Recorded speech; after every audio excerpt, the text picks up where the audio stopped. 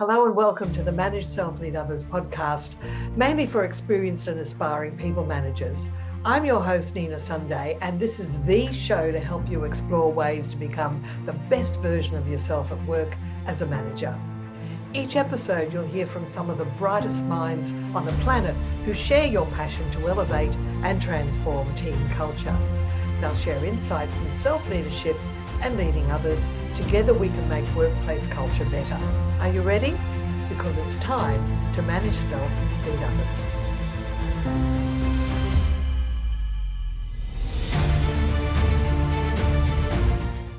Thanks for tuning into this episode of Manage Self, Lead Others podcast. I'm your host, Nina Sunday, and we have a world expert in pricing, known as the Price Whisperer. Per Sjofors is a thought leader in everything pricing and how companies can use pricing to drive higher growth, sales volume, and increased profitability. It was out of his frustration with what business schools teach about pricing, the fact that it was too abstract, too academic, too hard for a business executive to act on. Per set out to make pricing practical and actionable. Per Sjofors has a deep understanding of how the 4 P's of marketing, place, price, product and promotion, how the 4 P's interact and what affects price. I'm looking forward to this deep dive into pricing. Welcome, Per Sjofors. Welcome, Per. It's really exciting to be talking to you today about a topic that, from my experience, even in my own business, but also working with in other businesses, that people just assume price. They don't really take a scientific approach to it. And I believe you've got a scientific approach to setting prices. So please tell us about that. Yeah, it's most companies and most companies don't really understand the importance of price, and because of that, they don't spend enough resource doing it. And what does that mean? Well, it means that they may be looking at a competitor, or they may be simply guessing what the best price would be. Or many manufacturers use cost plus pricing, meaning that they carefully calculate the cost and then they add some kind of industry margin on top of that cost. Now, all of these methods is a guarantee to leave money on the table. And leaving money on the table is not a good idea. Now we need to maximize our profits. And I've worked with sales teams. I've worked with my own salespeople, and they're so quick to discount. And what they don't realize is that anytime you discount, it's actually 100% of that discount comes off profit. Correct. That's something salespeople don't understand, and sometimes sales managers as well, because they're focusing on, let's get the figures up. You know, it's gross profit margin that really is important, isn't that right? Yeah, there's a sort of a saying or a proverb here saying that nobody cares whether your company is profitable or not, but if your market share drops with 0.5%, heads will roll. Right. Which is crazy. Yes. So the people are looking at the wrong statistic. They're measuring the wrong thing. Many do, and you go to negotiation. Salespeople go to negotiation training, and that is about how to discount. But there's another interesting statistics, and when we just talk about that, purchase managers typically go on negotiation training every 6 months. Salespeople go on sales training maybe every 10 years. Guess who got the upper hand? Self-training themselves by reading up on their on their profession. Yeah. So it's funny how sales. It's my favorite comment is that salespeople need to consider their career as a profession. Therefore, continuing professional development is so important. Yeah. Oh, it's important. Yeah. I mean, it's important in all aspects of a company, of course, but it's particularly important when for those who actually create the lifeblood of every company. which is sales. Yeah. And that is so funny. I'm mentoring startups, among other things I do, and and one of the things, and one of the most frustrating things I hear sometimes is the startups who's in the mode of, no, we just need to refine that feature. Oh, we just need another, we just need to fix our website, or no, I think our logo needs to change. No, you need to go out and sell. Yes. Yes, a lot of people think marketing will do everything, but you've got to have a sales process as well. You're absolutely right. And here's the thing, getting back to profitability in sales. If salespeople understood or were encouraged to understand the gross profit margin of different products and were rewarded for selling the more profitable product, that would be a better way to approach things. Would that be right? Mm-hmm. There's some interesting statistics here, and I'm going to lean on two different studies. One that is done by McKinsey, the large consulting firm, and the other by A.T. Kearney, a slightly smaller large consulting firm. And in both cases, what they did, one of them looked at the S&P 500, and the other the Fortune 2000s. And what they did was that they at the end of the day, profits in a company comes from only three variables. Yeah. It's your total cost, it is your total sales, and it's whatever price you sell that at. And so they looked at all these companies that could be said to be an average American company. And they found they found the same answers, meaning that I call this the 1% challenge. And they looked at how, if we change one of these three variables, the cost, the sales volume, and the price, with 1%, what will happen to profitability? Well, it was found that if you can reduce your cost with 1%, profitability goes up with 3.5%. If you can increase your sales with 1%, profitability goes up on the average 4.5%. But if you can increase your price with 1% or reduce your discount with 1%, profitability goes up with 11.3%.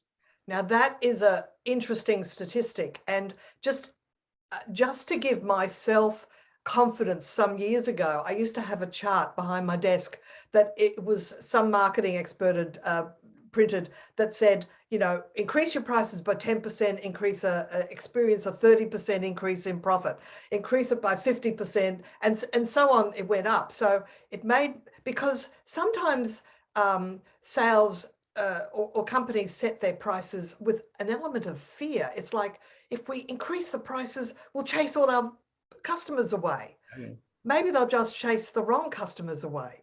Yeah, that's right. Well, that's two things here that you spur my thinking. First off, I've actually made a calculator. So if you're in a company, you put in your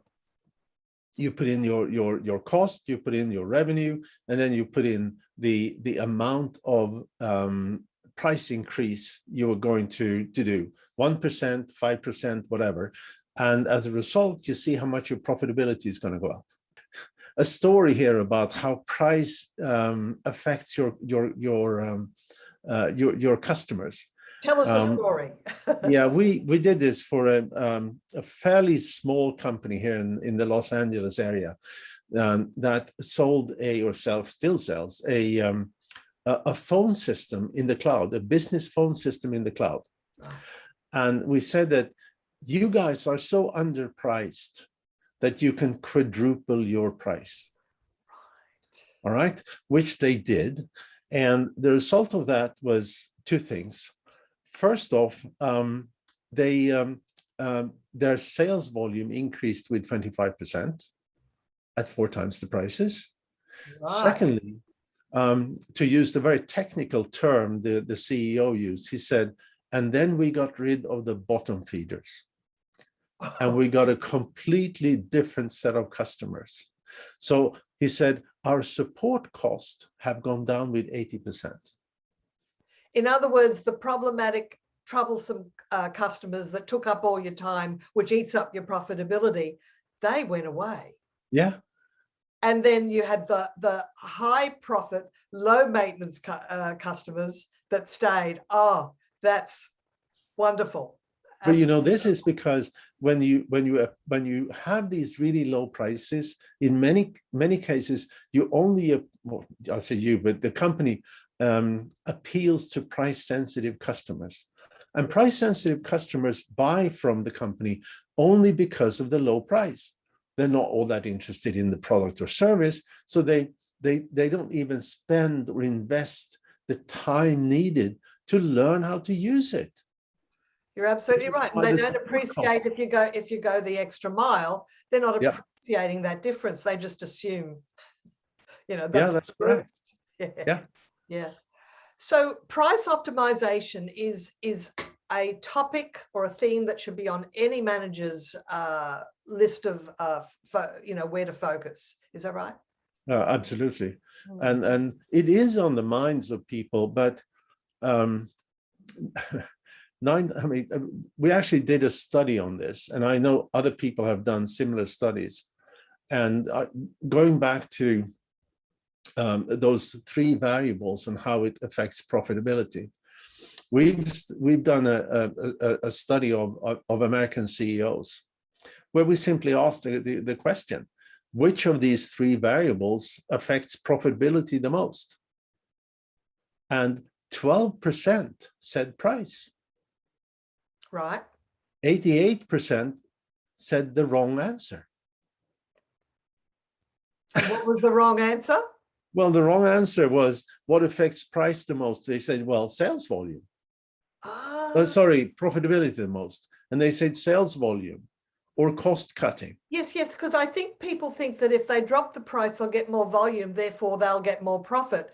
But that's a false thinking, isn't it? Yeah, and setting different prices is something. I mean, every company spends oodle of resource for cost control and sales and marketing, and then they spend almost no resource on pricing. And I think about this a lot, Per, because if I've ever gone for volume and dropped the price, I mean, I've been in business 20 years, so I've experimented myself, not perhaps as scientifically as you. I've noticed that we've worked twice as hard for half the income. I have similar experience. And I'm over that. Yeah. So and it's we're currently working with a company who's selling supplements. And I mean, this is one of many customers we have, but this company is selling supplements, and they say, the problem we have is that the raw material is in our supplement is expensive. And then they said, we have been told that we should take our cost and we should take that times 5, and that's going to be our price. But that's too expensive. Right. So then the whole point for us to be involved is to understand this is a unique product, what customers are really willing to pay those relatively high prices. What is the profile of customers that will pay the price that is 5 times the cost of the product? What marketing messages appeal to these people? What channels do they want to learn about the product? How do they want to buy the product? Do they want to buy it one-off, or do they want to buy subscription? Do they want to buy it brick and mortar? Do they want to buy it from the company's own website or from Amazon? All this. So it's because the company has this bug in their head that it has to be 5 times cost, which is okay. But then someone gave them that formula once, did they? yes, someone gets some, exactly. So then the question is, how do you defend that? How do you find the market niche that are willing to pay 5 times the cost? And how do you market to that customer category so that they're willing to pay 5 times the cost? What specific features, functions, and benefits leads to the pricing power of this company so they can charge 5 times the cost? It's all about product differentiation and communicating that unique selling proposition Exactly. to the potential customer. Few companies realize that it's actually profit that fuels the company. They forget, don't they? Yeah, they do. Forget, yes. So then that's why they focus on sales volume. And you mentioned that salespeople should be compensated on profitability, not on revenue. And some industries are. I had one salesperson join our company, and she had a conversation with me about what's the gross profit margin of this product versus that profit. I went, gee, I'm not used to having that sort of conversation with my salesperson, but she'd come from a recruitment firm where that was really ingrained, and I really thanked her for that. That was marvelous. That's great. Changed our approach after that. So I guess what really is the biggest mistake that companies make when setting prices? It's like you said, it doesn't feel like the right price, or like that's like intuition, or they're basing it on, they're comparing themselves to other products, but maybe they're not realizing how unique they are, and that's the story they should be telling the market. I mean, companies come to me and they say things like, we haven't dared to change our prices for 7 years. And I'm convinced, they say, that if we just increase our prices with 2%, we're going to lose the entire business. You know? Oh. So maybe the biggest mistake is that companies in general are so afraid of pricing, so afraid of increasing prices that they almost suicidal in their approach to pricing. You know, it sounds like they're driven by fear. Yeah, exactly. That's no way to run a company. That is no way to run a company. Now, obviously, there are outliers. There's some companies that are very good and on pricing in general and on the process in the company. But the biggest mistake is having that fear of pricing and not realizing that pricing, in fact, is a profitability driver. And it's not unusual at all, like the story I mentioned with a telephone company in the cloud. It's not unusual at all to increase prices and see a increase in sales. Yeah, that's so counterintuitive, isn't it? And what a lovely story. So we should take heart with that. And of course, any company you work with, you encourage their confidence that, because you use a process called predictive demand analysis. Yes. Sounds very scientific. Can you tell us about that? Yeah, it's well, let me just tell you a little bit about my background because it all comes from that. And I had a chance to run a couple of companies in Europe before I moved here to Los Angeles, and then been running a couple of companies here in the States too.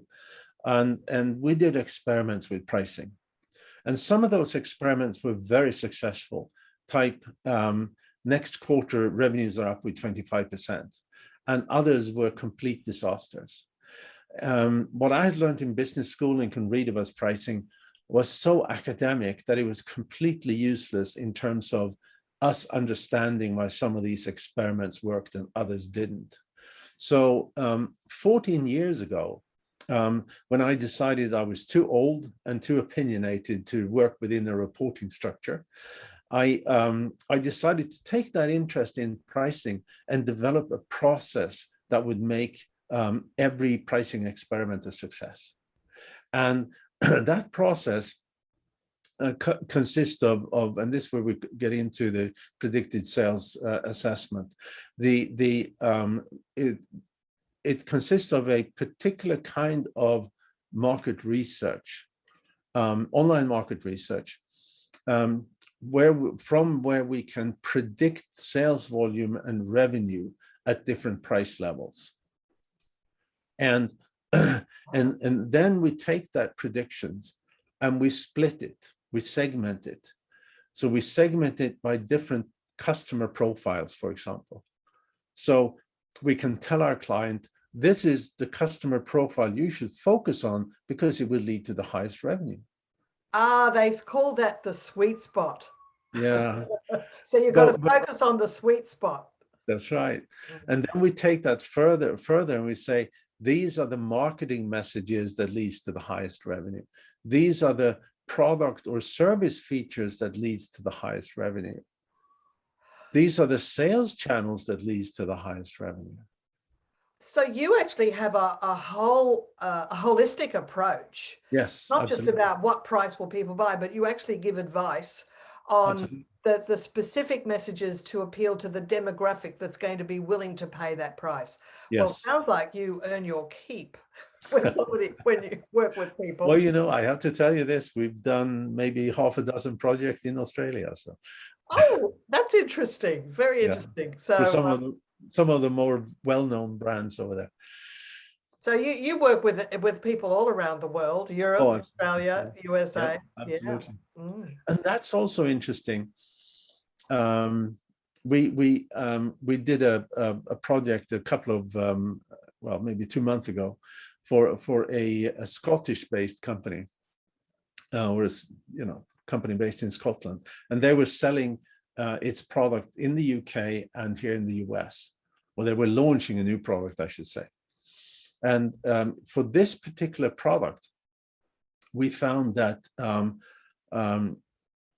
the feature of the product that drove the highest revenue in the UK was lightweight, whereas lightweight was not important at all in the US. And then we realized why. And that is because this is a product that you bring with you when you travel. And in the UK, that travel would typically be on public transport, which is why weight is very important. Oh. Whereas travel here in the US, you put this device in your trunk and nobody cares about the weight, because you only carry it for maybe not more than 100 meters, Well, that's a cultural difference between those two geographies, and that's very interesting to discover that. And of course, how are you doing that? Through focus groups, surveys? No, we do online surveys, and we when I started the company then 14 years ago, I didn't know anything about market research, so we do it completely different, because I didn't know what you're not supposed to do. Well, that helps, because then you innovate. Yeah, correct. Yeah. So, and of course we actually developed our own artificial intelligence software to analyze the data that we capture in these surveys. So. Now, one of the things that you've written about is price anchoring, and also ending the price with an odd number like a 9 or a 7, as opposed to rounding it off. And I think there's a point at which lower priced items might work that way, but there's when you're working in the premium pricing area, that works against you. Can you tell us about that? Yeah, the price anchoring works actually in all price levels, though. Right. And that has to do with how we as humans react to numbers. When we see multiple numbers, the first number we see becomes an anchor for the second number, and so forth. And that means, for example, that if you do a website where you have multiple product offerings as sort of a good, better, best, you should actually start with, to the left, having the most expensive offer, because that would make the offers that are sort of to the right appear more affordable. Yes, so there should always, yes, I've heard this, there should always be 3 offerings. You expect that they might go with the middle one, but Yeah. always have a high priced one that's presented first. Yeah. Yes, always first. Now, when we talk about websites, there are other things you should, if you can. Sometimes you can't, but sometimes if you can, you should remove the $sign or make it as small as you can. Well, I know to remove the comma. Yeah, you should remove the comma as well. And also don't add the .00 at the end. Correct. Get rid of that. But Yeah. remove the $sign. I hadn't thought of that. Because then it's a number, it's not money. Oh, that is fantastic. I'm going to do that from now on. You know? or make the $sign as small as you can, because there may be regulatory requirements to have a $sign, you know? So what other little tips like that in terms of and you should also make sure that when people are reading the description, and then you know, after that you have your prices and so forth, and add some big number used by 350 million people. That's another big number. Makes the prices just another big number there makes the price seem less. Oh, that is such a good little and I'll tell you the most brilliant way of price anchoring I have seen was when Apple came out with the Apple Watch, because the regular Apple Watch was $349 here in the US. Yeah. And then they had a version for $17,000. And it was exactly the same watch with one exception, that the case was made of gold. The case was made of gold. Oh. And did they sell many of those? No, I don't think so. But what happened was that every journalist who wrote this, and of course any potential buyer of an Apple Watch, wrote these reviews and stuff like that. But all the journalists wrote about the audacity to have a $17,000 product, which is identical to a 349. And that 349, every time you read about it, got less and less expensive, more and more affordable. Right. You know? And you can do it verbally too. I remember when we had public courses for speed reading, we'd say, well, it's $995, but if you want the early bird, it's only $795. Yeah, so exactly. It sounds less by comparison. Yeah. Now it's but going to another thing here then. Note that it's 17,000, not 16,999. That's an interesting point. So because if you product or services where you want to use price to message quality, uniqueness, and so forth, should not end on a 9 or a 7. They should end on even numbers. I promise I will start testing that method, and I will report back to you, Per. I can assure you it's going to work. Thank you. I think that's been a really good point to end our conversation today. But before we go, is there any one final piece of advice you want to share with our listeners? Well, we talked about many different things here, but I think maybe the most important thing is, don't be afraid of price increases. And some companies stay too long with the old price and don't acclimatize their customers to regular price rises. Yeah, exactly. This is something you should always do. Every 6 months, every year, you should increase your prices with a little bit, 3%, 5%. Nobody's going to care. Nobody's going to notice. But after a while, this is going to make a huge impact on your profitability. That's right. Well, Per, how can people find you, and how can do you have any sort of a blog or newsletter that people can subscribe to? Well, I do. I'm actually just last week got a publisher for my book. And so that's going to be distributed by Simon & Schuster in probably February next year. Are you allowed to tell us the title, or is it top secret? We don't know the title just yet. But I do know they call you the price whisperer. I am the price. I'm supposed to be. And this is not something I invented, to be honest. People called me the price whisperer so many times that I decided, hey, why not? Why don't I just adopt it? Exactly. But the best way to find me, of course, is the website, sjofors.com. Weird name, makes perfect sense if you're Swedish like me. So it's sjofors.com.